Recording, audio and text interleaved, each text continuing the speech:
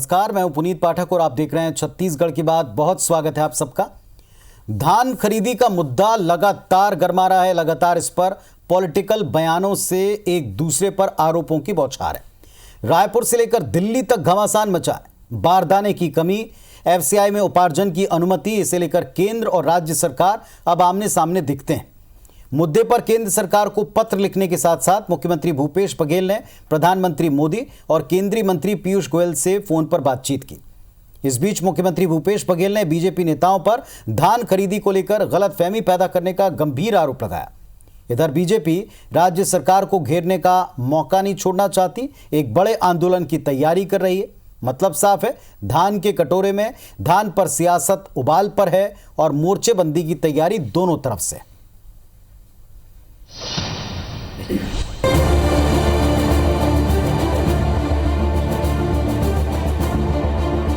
दिल्ली में अपनी सक्रिय उपस्थिति बनाए रखना बहुत ज़रूरी है। इसलिए किसानों का एक बड़ा जत्था जल्द से जल्द दिल्ली भेजा जाए, इसकी तैयारी रहेगी। जरूरत पड़ेगी तो पूरा मंत्रिमंडल दिल्ली जा करके प्रधानमंत्री से मिल के आग्रह करेंगे। सरकार अगर धान खरीदना व्यवस्था ठीक नहीं करेगी तो भारतीय जनता पार्टी फिर सड़क पर उतरकर हम लोग सरकार का विरोध करेंगे। छत्तीसगढ़ में धान पर घमासान थमने का नाम नहीं ले रहा है। हर दिन नई मोर्चाबंदी देखने को मिल रही है। धान खरीदी में हो रही देरी और परेशानी को लेकर सत्ता पक्ष और विपक्ष आमने सामने तो था ही, अब इस जंग में किसान भी ताल ठोकने की तैयारी कर रहा है। 3 जनवरी को रायपुर में बड़ी बैठक के बाद किसानों का एक बड़ा संगठन दिल्ली के लिए रवाना होगा। दूसरी ओर कांग्रेस भी धान खरीदी को लेकर दिल्ली कूच करने की तैयारी में है। दरअसल छत्तीसगढ़ सरकार धान खरीदी में हो रही देरी के लिए केंद्र सरकार को दोषी ठहराती आई है। उसके मुताबिक केंद्र ने ना तो बारदाना उपलब्ध कराया है और न ही एफसीआई में चावल जमा करने की अनुमति दे रहा है। शनिवार को पत्रकारों से चर्चा के दौरान मुख्यमंत्री भूपेश बघेल ने धान खरीदी को लेकर बीजेपी नेताओं पर केंद्र को गलत जानकारी देने का आरोप लगाते हुए कहा, अगर केंद्र से बातचीत में कोई समाधान नहीं निकलता है तो वे अपने पूरे मंत्रिमंडल के साथ दिल्ली कूच करेंगे। तो रमन सिंह जी नहीं चाहते, क्योंकि उसकी सरकार चली गई, किसानों ने उसको नकार दिया और इस कारण से वो चाहते हैं। उस प्रकार के बयान देने के पीछे उद्देश्य था। मैं बोले, इतना पढ़ा लिखा आदमी 15 साल मुख्यमंत्री रहा, ये बयान क्यों दे रहा है? अब समझ आ रहा है वो बयान क्यों दिया था, ताकि किसानों की धान खरीदी मत हो, किसानों को उसका लाभ मत मिल सके। इस कारण से ये भारतीय जनता पार्टी की प्रदेश इकाई की जो षड्यंत्र है, ये षड्यंत्र यही है कि किसानों को उसका लाभ मत मिले, सरकार परेशानी में पड़ जाए। इधर बीजेपी ने भी राज्य सरकार पर पलटवार किया है। बीजेपी का कहना है कि सरकार की नीयत सही नहीं है, इसलिए दूसरों के ऊपर भ्रमित करने का आरोप लगाकर जनता को गुमराह कर रही है। विपक्ष अब इस मुद्दे पर सरकार को घेरने के लिए सड़क पर उतरने की रणनीति बना रहा है। पिछले साल जैसा धान खरीदने में किसान को परेशानी मत हो, इस सब की आप व्यवस्था करो। इस सब मांगों को लेकर हम लोग प्रदर्शन कर चुके हैं और आगे भी अगर सरकार अगर धान खरीदना व्यवस्था ठीक नहीं करेगी तो भारतीय जनता पार्टी फिर सड़क पर उतरकर हम लोग सरकार का विरोध करेंगे। तैयारी चल रही है इसको लेकर? बिल्कुल, पार्टी हमेशा तैयार रहती है। अब जो ये आरोप लगा रहे हैं डॉक्टर रमन सिंह के ऊपर कि डॉक्टर रमन सिंह ने भ्रमित किया, अरे भैया, आपकी सरकार है, आप डायरेक्ट पीएम से बात कर रहे हैं, आप डायरेक्ट गृह मंत्री से बात कर रहे हैं। डॉक्टर रमन सिंह बीच में कहां से आ गए? यदि कोई दुविधा की उसमें स्थिति है, समय लेना चाहिए, जाकर के बातचीत करना चाहिए। बहरहाल आरोप प्रत्यारोप के बीच छत्तीसगढ़ में आगामी 31 जनवरी को धान खरीदी की मियाद खत्म हो जाएगी। ऐसे में सवाल है कि बारदानों के चलते किसानों को जो परेशानी और नुकसान हो रहा है, आखिर उसकी भरपाई कौन करेगा? स्टार जैन के साथ राजेश मिश्रा, IBC 24, रायपुर। तो धान के मुद्दे पर सियासत तो भरपूर है, आरोप प्रत्यारोप भी जमकर हैं, दोनों तरफ से मोर्चेबंदी की तैयारी भी है। लेकिन इन सब के बीच में किसान दोनों पक्षों को बड़े गौर से देख सुन रहा है, क्योंकि असल में दिक्कत उसे है, असल में दिक्कत उसके लिए है और वो आने वाले वक्त में ये दिक्कत बढ़ती ना जाए, इस बात को लेकर चिंतित भी है। हमारे साथ में इस वक्त डॉक्टर शिरीष चंद्र मिश्रा जी हैं, मैनेजिंग एडिटर IBC 24, और साथ में कांग्रेस पार्टी से वरिष्ठ नेता राजेंद्र तिवारी जी भी हैं। शिरीष जी, दोनों पक्षों को हमने सुना और बहुत क्लियरली प्रदेश के मुखिया ने साफ साफ कहा कि साहब, यहां दोनों तरफ से, एक तरफ से दिक्कत है केंद्र की तरफ से पत्राचार के बावजूद, सकारात्मक उत्तर मिलने के बावजूद अब तक समाधान नहीं मिला। दूसरी तरफ यहां इकाई ऐसी है जो उसी रेट के ऊपर अटकी पड़ी है जिस पर केंद्र को पहले भी विरोध था। देखिए पुनीत जी, इसमें पूरा मामला ऐसा है कि भारतीय जनता पार्टी के जो यहाँ के नेता हैं वो इस स्थिति में नहीं है कि केंद्र के सामने छत्तीसगढ़ की वस्तु स्थिति रख सकें। और मेरे ख्याल से आज भूपेश बघेल जी ने पहली बार सीधा हमला डॉक्टर रमन सिंह पर बोला है और उनके ऊपर जो आरोप लगाया है। इसके अलावा आप देख रहे होंगे उनके जब उन्होंने मीडिया से बात की तो वो इस मामले में अभी भी आशान्वित हैं। उनको लगता है कि केंद्र से समाधान निकल पाएगा। और जिस तरह से पीयूष गोयल जी लगातार पहले उन्होंने राजीव गांधी न्याय योजना के बारे में जानकारी हासिल की, फिर उसके बाद अभी जिस तरह से पूछ रहे हैं वो कि आप बोनस तो नहीं दे रहे हैं, इसका मतलब है कि राज्य सरकार की जो बोनस की नीति है वो केंद्र सरकार के लिए एक परेशानी का सबब है। चूँकि वहाँ भारतीय जनता पार्टी की सरकार है, एनडीए की सरकार है और यहाँ पे भारतीय जनता पार्टी की स्थिति खराब है। और भारतीय जनता पार्टी के दिल्ली के नेता भी ये बात समझते हैं कि पिछले चुनाव में जो पार्टी को नुकसान हुआ वो धान के बोनस, धान की खरीदी, इन सब चीज़ों को लेकर हुआ है। लेकिन आज दोनों पार्टियों का जो स्टैंड था, जो सत्ताधारी दल है उसका और भारतीय जनता पार्टी दोनों का, तो भारतीय जनता पार्टी ने जिस तरह से बोला कि हम सड़कों पर उतरकर आंदोलन करेंगे, तो भाई यदि आपको सड़क पे उतरना है तो अभी तक देर क्यों कर रहे हैं, क्योंकि अब तो ज़्यादा समय बचा नहीं है। जैसे आज 2 तारीख हो गई है, करीब 29 दिन बचा है। हालांकि उस दिन किसान संगठन के जो लोग आए थे, भले दूसरे लोग आरोप लगाएं कि वो कांग्रेस के लोग थे, उन्होंने सरकार से जो बातचीत हुई उसका लब्बलवाब ये था कि यदि ज़रूरत पड़ी तो एक्सटेंड किया जा सकता है। और अमरजीत भगत जी ने भी इस बात को बोला था कि ज़रूरत पड़ी धान खरीदी का टाइम हम एक्सटेंड करेंगे। प्रदेश में आधी धान खरीदी हो चुकी है और लगभग आप समझ लीजिए कि 70% 80% धान खरीदी केंद्रों पर धान की खरीदी इसलिए नहीं हो पा रही है कि जो धान है वो उनके पास ना बोरे हैं ना और कोई व्यवस्था है। तो एफसीआई धान यहाँ का चावल ले नहीं रहा है। तो एक तरह से कांग्रेस सरकार को यदि आप देखा जाए तो एक रणनीतिक रूप से घेरा भी गया है। हालांकि कितनी बात सही है, कितना इनके पत्राचार में यहाँ से राज्य सरकार ने अपना पक्ष कैसा रखा है, लेकिन जब मुख्यमंत्री जाएंगे या मंत्रिमंडल के जैसे सभी सहयोगी जाएंगे, जैसे रविंद्र चौबे जी ने बोला यदि ज़रूरत पड़ी तो मुझे लगता है इतिहास अपने आप को एक बार फिर से दोहरा रहा है। क्योंकि धान खरीदी के मुद्दे पर एक बार अजीत जोगी भी अपने मंत्रिमंडल के साथ तत्कालीन प्रधानमंत्री अटल बिहारी वाजपेयी जी से मिलने गए थे, धरना भी दिया था, उन सबको प्रधानमंत्री ने बुलाया भी था।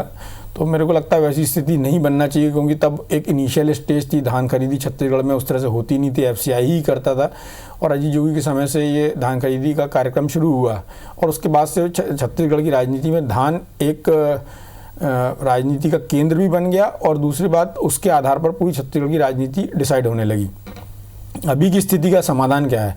अभी की स्थिति का समाधान तो ऐसा है कि जब तक जो दिखाई दे रहा है वो ये दिखाई दे रहा है कि जब तक मुख्यमंत्री जाके दिल्ली में बात नहीं करेंगे, हो सकता है उनके जाने का थोड़ा असर पड़े, पर मुझे नहीं लगता कि केंद्र की सरकार बहुत ज़्यादा एंटरटेन करने वाली है, क्योंकि यहाँ पर एक विरोधी दल की सरकार है।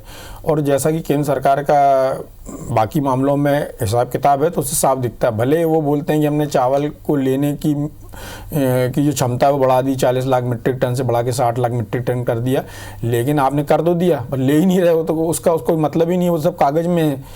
इसका मतलब ये है कि अब छत्तीसगढ़ में जो आने वाले 5, 7, 8 दिन होंगे वो पूरी तरह से धान और धान पर आधारित राजनीति के होंगे और सीधे तौर पर आरोप प्रत्यारोप और राजनीति का दौर चलेगा। और हम देखेंगे कि इसमें जिस तरह से अपन ने यहाँ पर खबर में दिखाया कि किसान इसमें सफ़रर है, तो किसान सफ़रर है और किसान को सफ़र करना ही पड़ेगा। लेकिन इस सरकार के साथ उनको एक बेनिफिट है कि उनको राजीव गांधी न्याय योजना का पैसा मिल रहा है, जिससे उनके घरों में पैसा और उनको सरकार पर विश्वास है। यदि भारतीय जनता पार्टी को लगता है कि वो सड़क पर उतर कर आंदोलन करेगी, तो मुझे नहीं लगता कि आज की स्थिति में यहाँ का किसान उनका साथ देने की स्थिति में है। 2 कारणों से, एक तो केंद्र का किसान आंदोलन चल रहा है, उसमें किसान भारतीय जनता पार्टी की जो सरकार है उसके खिलाफ एक माहौल है, तो छत्तीसगढ़ के किसान भले ही उस संख्या में नहीं गए हों लेकिन उनकी एक सहमति तो है।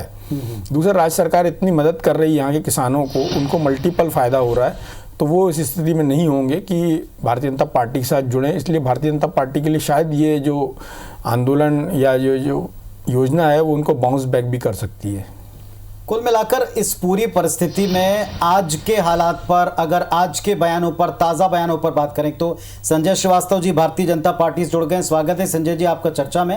राजेंद्र तिवारी जी, एक सीधा सवाल है, आज विपक्ष के नेताओं ने ये कहा है कि अगर कोई कंफ्यूजन है तो आप पूर्व सीएम को दोष क्यों दे रहे हैं, आप स्वयं पत्राचार कर रहे हैं, आप स्वयं उस एग्रीमेंट का जिक्र करते हैं जो एफसीआई के साथ में हुआ है, एग्रीमेंट तो पालन करना ही है, तो आज नहीं कल वो तो उठाव कराएंगे। ये दिक्कत कहाँ है? इस पत्राचार का कोई नतीजा अब तक निकला नहीं निकला? अगर नहीं निकला है तो फिर कब तक और क्यों वो इंतजार करवा रहे हैं? क्या इसका कोई उत्तर मिला है? कहाँ आप समाधान पाते हैं इसका?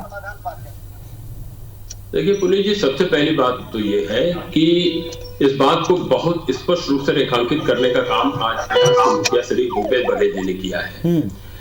उनको शंका भी हो रही थी, हम लोग भी बैठ करके बात करते थे कि धान की खरीदी सुचारू रूप से चल रही है, हर प्रकार से ये कोशिश हो रही है कि किसी भी प्रकार से किसानों को तकलीफ ना होने पाए, क्योंकि ये सरकार किसानों के लिए समर्पित सरकार है।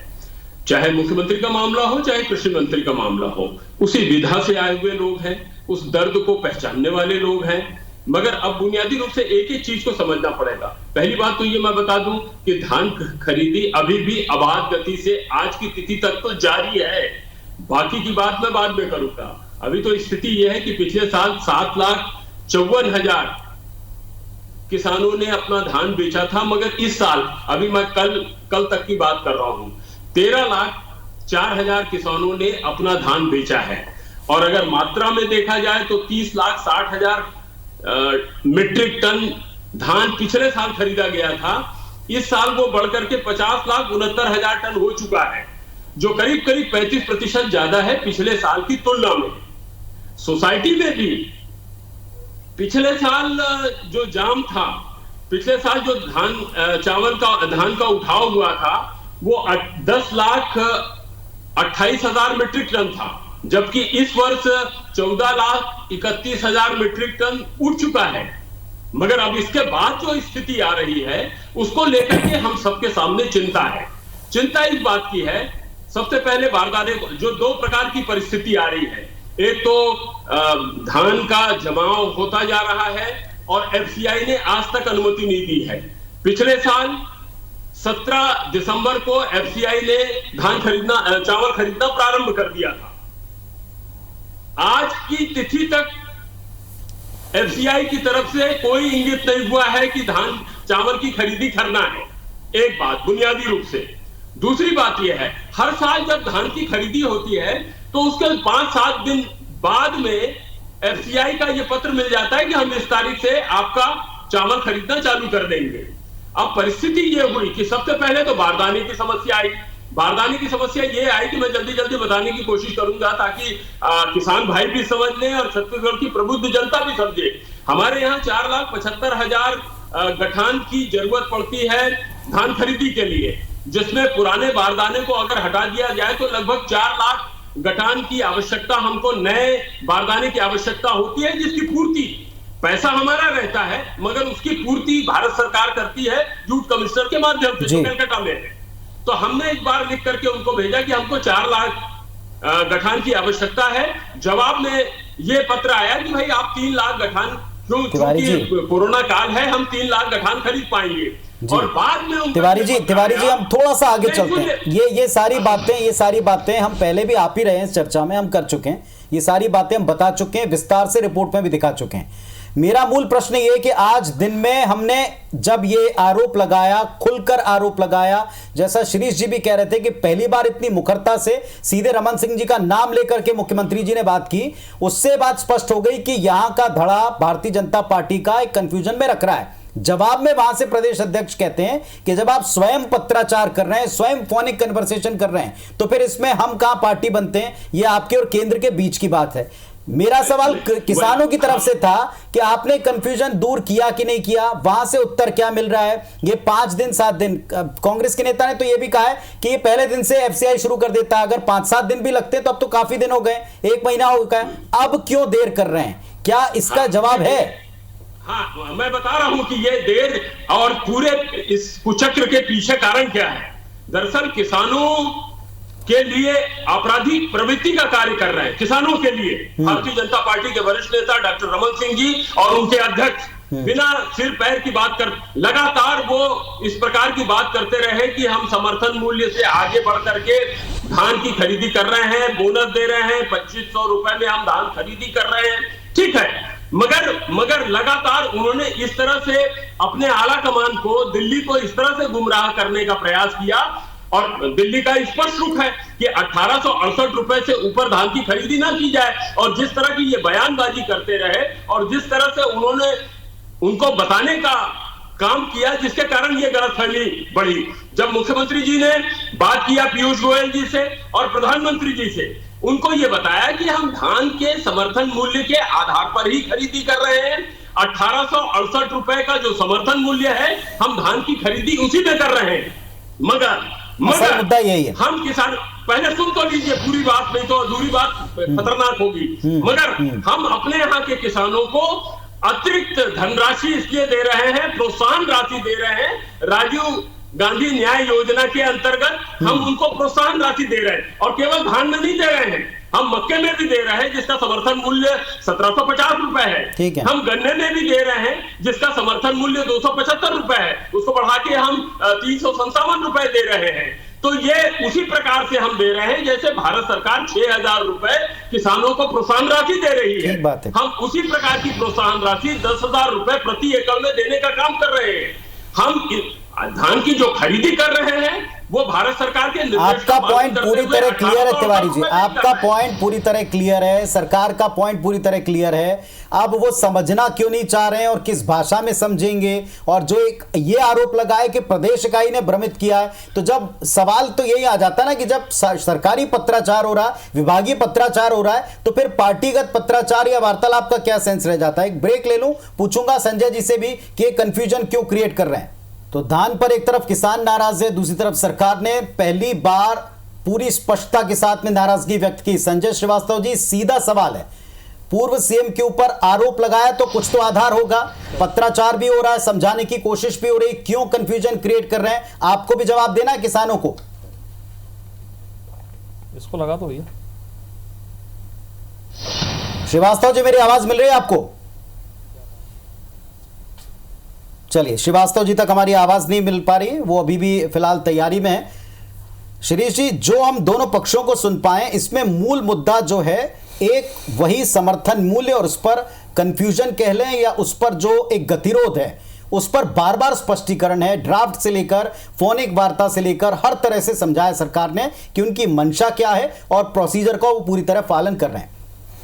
देखिए, अभी केंद्र सरकार की सबसे बड़ी समस्या ये क्या है कि छत्तीसगढ़ उनकी प्रायोरिटी में नहीं है। वो किसान आंदोलन पर लगे हुए हैं, उनके जो मंत्री जिनसे मुख्यमंत्री जी की बात चल रही है। और केंद्र की राजनीति में चूंकि भारतीय जनता पार्टी का यहाँ पर कोई वैसा वर्चस्व भी नहीं है, ना यहाँ पर अभी वैसी पकड़ दिखाई दे रही, तो उनके सामने एक बड़ी समस्या है कि वो इनको किस तरह से इस समस्या का समाधान करें छत्तीसगढ़ सरकार का। और दूसरी सबसे बड़ी बात जो है वो सबको एकदम क्रिस्टल क्लियर है कि यहाँ पर एक दूसरे दल की सरकार है, इसलिए वैसा सहयोग मिलेगा नहीं। जब डॉक्टर रमन सिंह जी की सरकार थी तब तो भारतीय जनता पार्टी के जो केंद्र के नेता थे, मतलब नरेंद्र मोदी जी ने उनको बोनस वगैरह देने पर रोक लगा दी थी, जो जिसका भारतीय जनता पार्टी में अंदरूनी विरोध भी हुआ था और अलग अलग हलकों से बात निकल के भी आई थी कि भारतीय जनता पार्टी में इस बात को लेकर डर है कि इसके कारण वो चुनाव हार सकते हैं। जब उन्होंने अपनी पार्टी की सरकार का सहयोग नहीं किया तो ऐसी स्थिति में यहाँ की सरकार जो कांग्रेस सरकार उसका सहयोग कैसे करेंगे? दूसरी बात, यहाँ से मुख्यमंत्री जी ने समझाने की कोशिश की कि जैसे आप किसान सम्मान निधि दे रहे हैं उसी तरह हम राजीव गांधी न्याय योजना के तहत उन लोगों को पैसा दे रहे हैं किसानों को, और उसमें चाहे गन्ना हो चाहे मक्का हो, जैसे तिवारी जी ने बताया। लेकिन जब समझना होगा तब तो समझेंगे।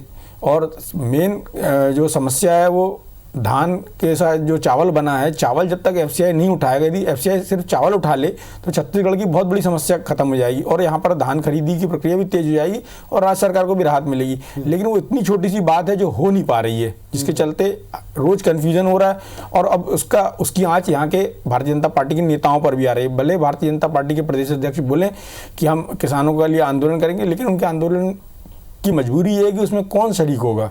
ठीक बात है, क्योंकि यहाँ की सरकार ने तो 2 साल से किसानों को पैसा दे रही है, तो इसलिए यहाँ के किसानों के लिए तो कोई समस्या नहीं कि वो भारतीय जनता पार्टी की तरफ अभी जाएंगे।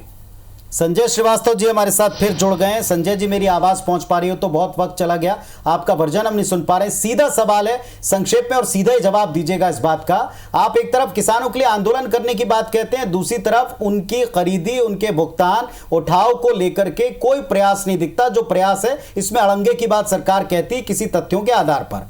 क्यों ऐसा? आपको भी किसानों के बीच जाना है, उनके बीच में आपको भी रहना है।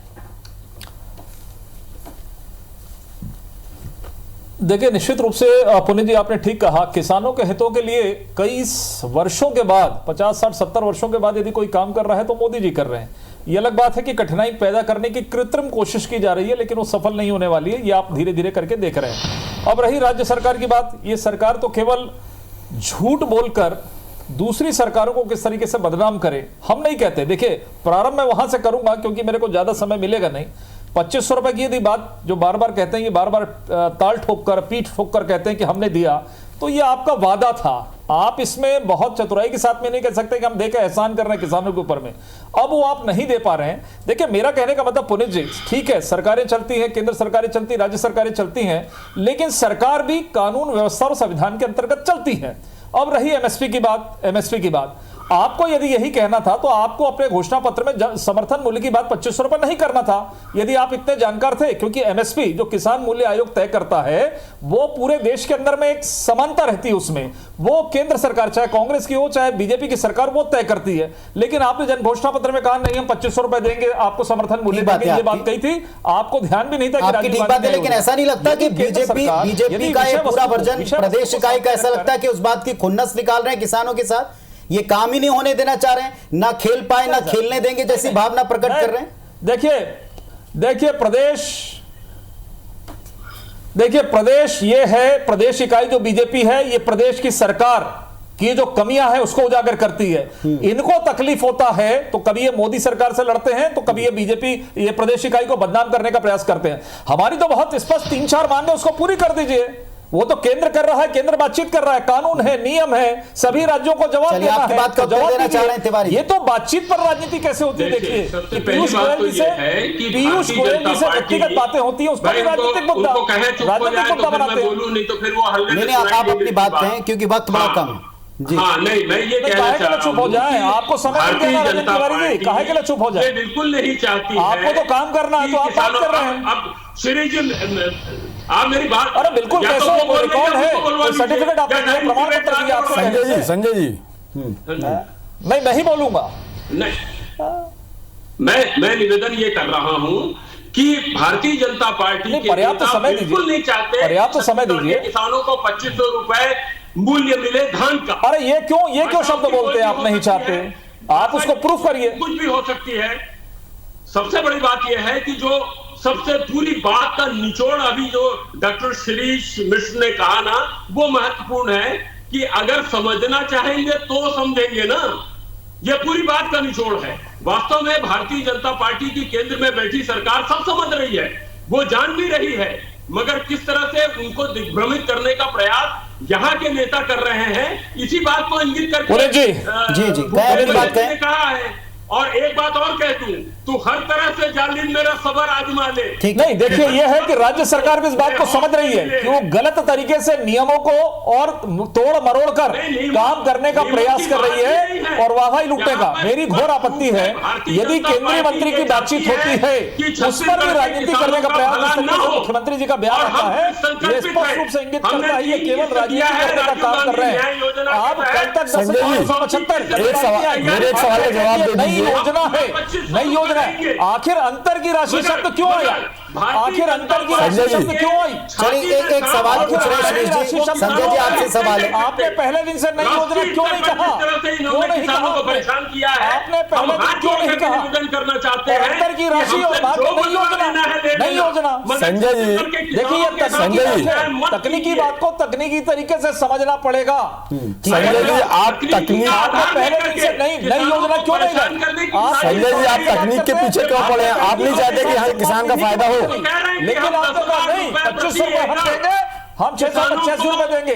और जब तकनीकी दिक्कतें आई तो आपने कहा कि हमारी नई योजना थी। और धान का जो ये गलत समर्थन है। मूल्य बात घूम फिर के वहीं आ गई संजय जी, आप तकनीकी शब्द को पकड़ कर चल रहे हैं, लेकिन उत्तर आपको भी किसानों को देना पड़ेगा। क्या एक तकनीकी शब्द का इस्तेमाल करने की सजा प्रदेश के किसानों को मिलनी चाहिए? इनका निकलना मुश्किल कर देंगे छत्तीसगढ़ के किसान भारतीय जनता पार्टी के नहीं, देखिए ऐसा है, इस देश के अंदर संविधान कानून है, संविधान है, नियम है, कानून है। आप ही की सरकार बड़े नेता कहते हैं संविधान कानून सब जनता के लिए होता है। कई कानून बदले केंद्र ने, क्यों? क्योंकि जनता के हित में वक्त के मांग के मुताबिक आप उन्हें बदलते हैं। संबंध कानूनन होता है, कानूनन। नहीं, वो तो यदि आप पूरी व्यवस्था बिगाड़ेंगे, पूरी व्यवस्था बिगाड़ेंगे तो दोषी कराएंगे आप पूरे देश की व्यवस्था को। संजय जी, आप किसानों का फायदा चाहते हैं कि नहीं चाहते हैं? सीधा उत्तर दीजिए। समर्थन मूल्य 2500 रुपए कर रहे हैं क्या? और ये भारतीय जनता बात हो नहीं है शिरीष जी, बात हो नहीं है। हमको पैसे लेने में कहीं आपत्ति नहीं है, लेकिन कोई नियम प्रक्रिया है। मैं घोषणा पत्र निकाल कर कहता हूँ कि 2500 रुपए मैंने कहा, इन्होंने कहा समर्थन मूल्य 2500 रुपए देंगे, 2500 रुपए क्विंटल में दाम खरीदेंगे। संजय जी, जब आपकी सरकार थी तब आपने भी बोनस शब्द का इस्तेमाल किया, आपको भी बोनस देना पड़ा, आप भी जानते थे, घोषणा आपने भी की थी समर्थन मूल्य की, इसके बाद आपको बोनस देना पड़ा। निश्चित तौर पर अब एक योजना के माध्यम से दे रहे हैं। जो शिरीष जी पूछ रहे हैं कि किसानों को पैसा मिले, उनका हक मिले, ये बीजेपी प्रदेश इकाई चाहती कि नहीं? बिल्कुल मिले। 5000 रुपए, अरे तो देना। 1.5 साल से नहीं दी अंतर की राशि, 1.5 साल से क्यों देना? हमें कहां 3 किस्त दे चुके हैं, चौथी किस्त भी तो आने वाली है उनकी। रकबा कब तक देंगे? आधिकारिक रूप से अरे चौथी पांचवी से नहीं होती शिरीष जी, पैसे की आवश्यकता जब होती है, जब ऑपरेशन होता है, ऑपरेशन होता है। लेकिन अब जिस तरह के व्यवधान है उसमें तो पूरी खरीदी प्रभावित हो जाएगी, इसमें तो पूरी व्यवस्था चरमरा जाएगी। ऐसा लग रहा है कि जैसे राजनीतिक तौर पर एक टर्म को पकड़ने के बाद ये पूरा नुकसान जो प्रदेश के किसानों का है उसकी भरपाई कौन करेगा? ईमानदारी से सरकार बताती है, सरकार झूठ नहीं बोलती है, सरकार सच्चाई से बात नहीं करती है, सरकार सच्चाई से बात करे। चलिए, हमारा प्रयास था दोनों पक्षों को सामने रखने का। सरकार ने अपना पक्ष रखा, विपक्ष ने अपनी बात रखी। विपक्ष कह रहा है कि टर्म का यूज नहीं करना था, समर्थन मूल्य टर्म का यूज नहीं करना था।